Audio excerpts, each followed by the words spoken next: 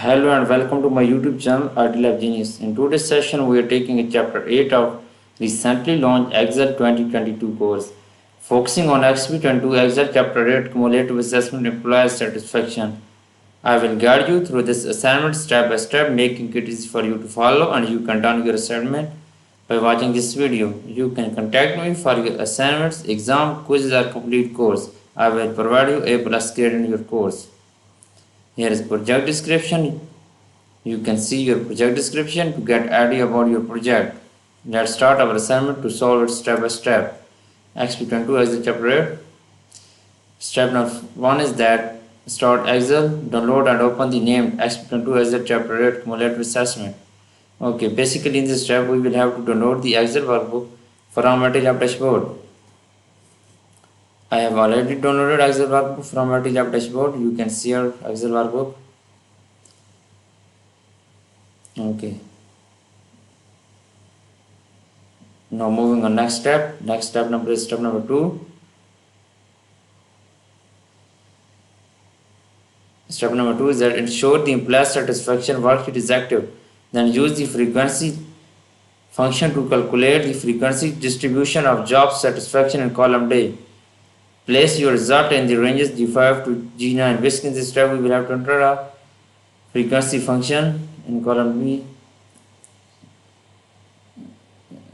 Enter a function, frequency function using the range, please your result in the range G5 to G9. Okay, go to the Excel workbook.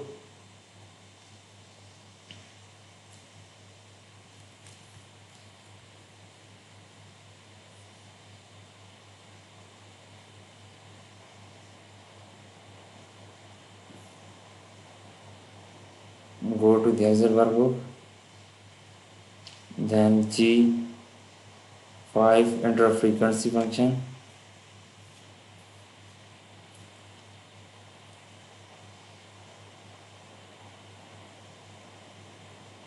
Is equal to frequency function.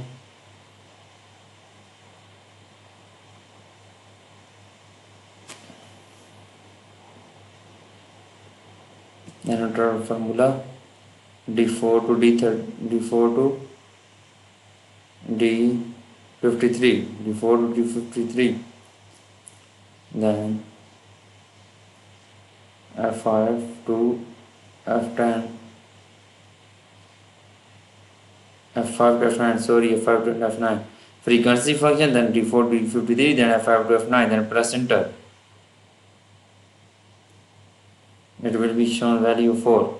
You can see here inside G6. Okay, I have done this step. This step is completed now. Now moving on next step.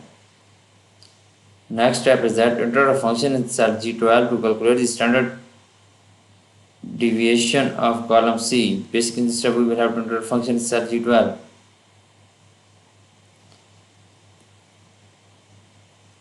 Okay, go to the Excel workbook. This step has 8 marks. Okay, go to the Excel workbook and click on cell G12.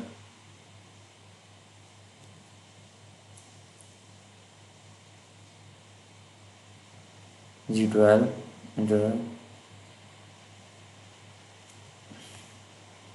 std deviation function dot std dot s function,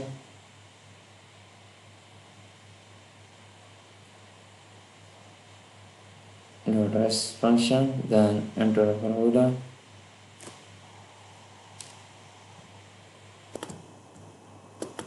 Okay, stdv dot s, then enter formula C4 to C53, enter values, this ranges, then okay, press enter. Okay, it will be shown standard deviation, will be find standard deviation. Now moving on next step.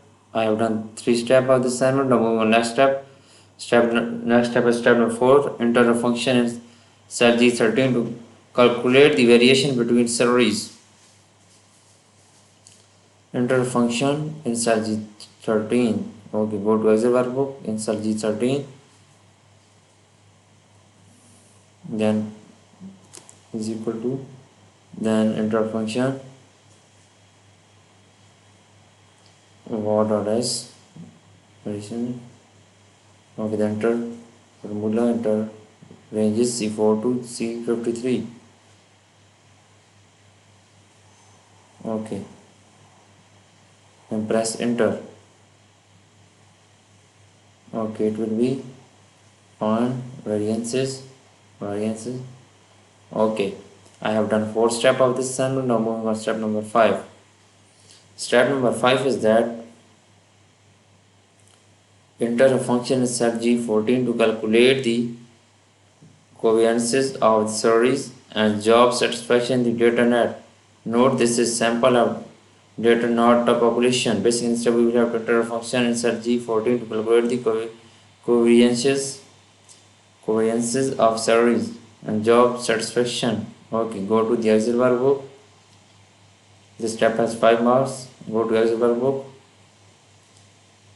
in G14 and cell G14 enter a function covariance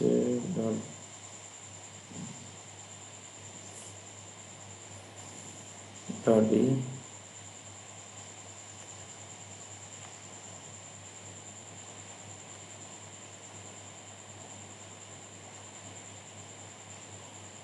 okay, covariance dot s function, then enter ranges C4 to C53, then press enter. Then D4 to D53, then press enter.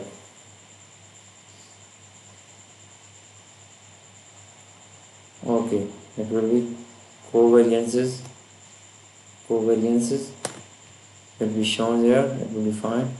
I have done 5 steps of this assignment. You can see here 5 steps is completed now. Now moving on next steps. Step number 6. Step number 6 is that enter a function in cell F17 to calculate the correlation coefficient between employee salaries and job satisfaction. This step is 5 marks. Basically, step we will have enter a function in cell F17. Okay, go to Excel workbook in F17. Then enter a function. You can see here I have entered this function.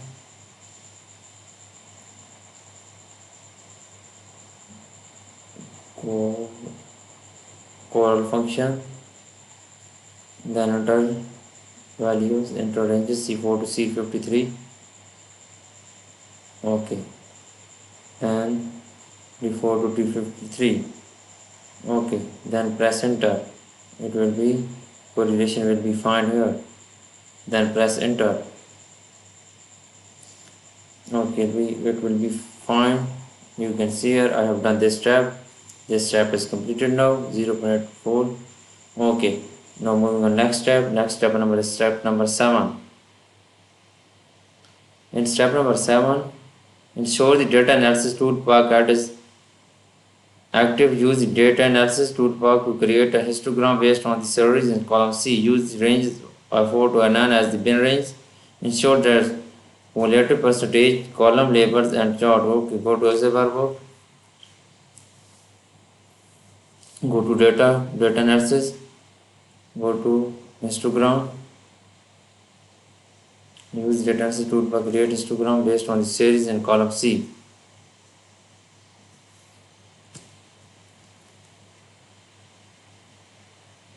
Go to the histogram. Okay. Then input, use the ranges I4 to I9 as the bin range. Input range is that C4, C3 to C53.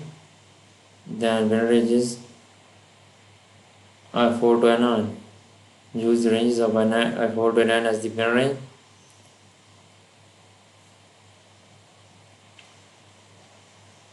I4 to I9.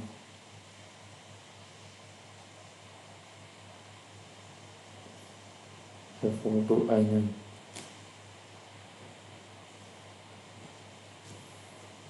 Okay, bin ranges, enter.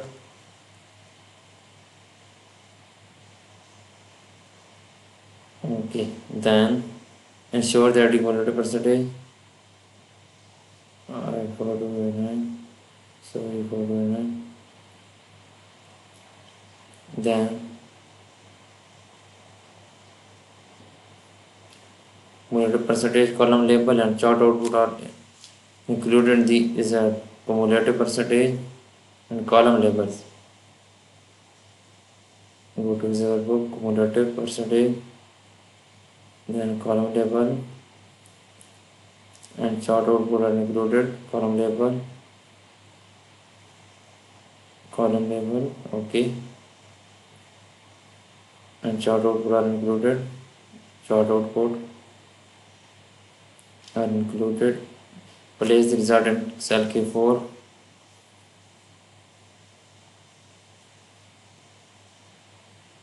Output range is cell K4. Click on cell K4.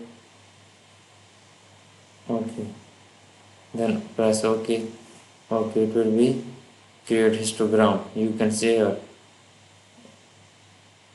Display series in say OK. Add result text in K4. Series to necessaries. K4 to display series if necessaries. I have done this step. 7th step is complete of this assignment. Now moving on step number 8. Step number 8 is then ensure the office data worksheet is active. Use data analysis toolbar to perform a single factor ANOVA. Okay, go to office data worksheet. Use the data analysis toolbar to perform single factor ANOVA on the ranges C3 to C35. Place the results starting in G3. Okay, go to data analysis.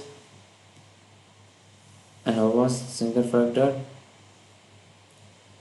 The ranges C3 to C35. Input ranges C3 to C35.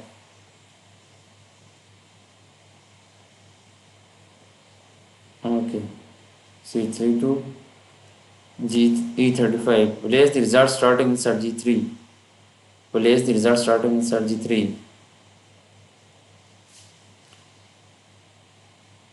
Output in G3. Okay, be sure to include column label, resize column GM as needed. Okay, be sure to include column label. Go to label. Okay, then press OK. Resize the column GM as needed. Then press OK. Okay, it will be shown here and over single factor. You can see here. I have done this step. Step number 8 is completed now. Now moving on next step. Okay. Increase with the column G and H as needed. G, H, I, J, odd columns that are needed.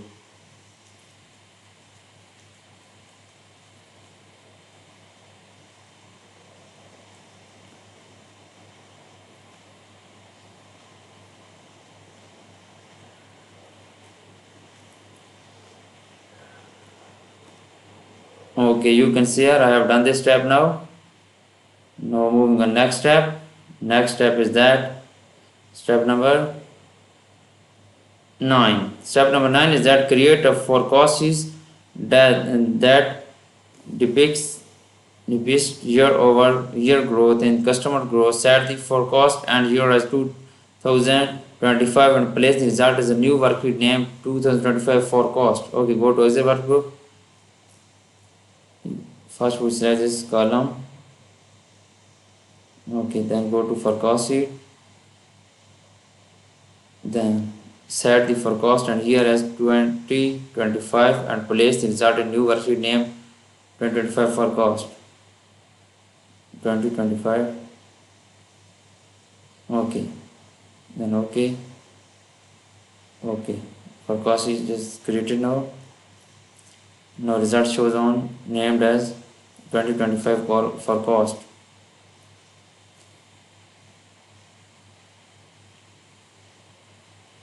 Right click on this rename and then 2025 forecast. I have done 9 steps of this assignment. For remaining step or you want to read for complete course, please contact me through my WhatsApp or email. Both are given in description. I will provide you A+ grade in your assignments and complete course. I have done this course for many students. You can contact me through my WhatsApp and email. Thanks for watching my video. Please subscribe my channel and like my video. Thank you so much.